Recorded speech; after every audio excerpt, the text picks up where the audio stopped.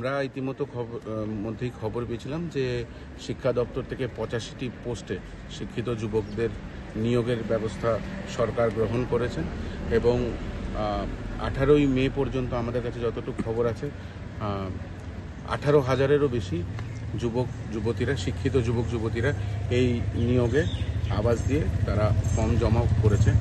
কিন্তু 2018-র যে নিয়োগ নীতি, সেই নিয়োগ নীতি অনুযায়ী যখনই এরকম টেকনিক্যাল পোস্টের জন্য ভ্যাকেন্সি অ্যাডভার্টাইজমেন্ট আসে, তার সাথেই ওএমআর শিটে পরীক্ষা হবে এবং সিলেবাসটা ঘোষণা করে দেওয়া হয়।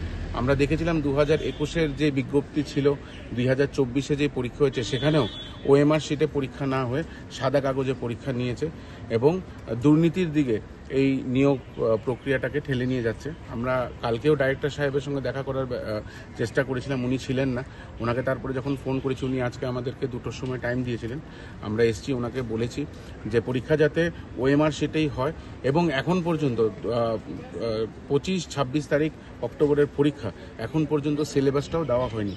আমরা বলেছি অতি সত্বর যাতে এই পরীক্ষার ডেট চেঞ্জ করে সিলেবাস এবং ওএমআর শিটে পরীক্ষা হয়, সিলেবাসের সাথে যাতে আবার নতুন করে ডেট দেওয়া হয়।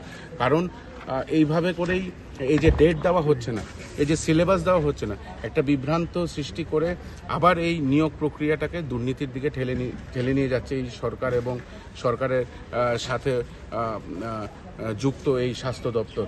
আমরা স্বাস্থ্য দপ্তরের ডাইরেক্টরকে বলেছি এবং আমরা দেখেছি যে ওরা ওএমআর শিটে পরীক্ষা নেবে বলে আমাদেরকে আশ্বস্ত করেছে। তৎসাথে আজকের মধ্যেই যাতে সিলেবাস ডিক্লেয়ার করে দেওয়া হয়, তার জন্য আমাদেরকে আশ্বাস দিয়েছিলেন।